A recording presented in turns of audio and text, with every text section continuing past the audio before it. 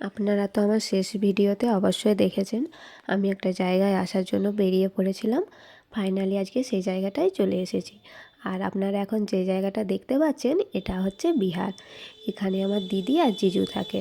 জিজু এখানে কাজের সূত্রেই থাকে, তাই দিদিও এখানেই থাকে। আর আমি এখানেই এসেছি। যেহেতু আমি ফার্স্ট টাইম আসলাম, তাই ভাবলাম চারপাশটা একটু দেখি আর আপনাদেরকে একটু ভিডিও করে দেখাই। তাই ছাদে উঠে পড়লাম আর ছাদে উঠে চারপাশটা দেখছি।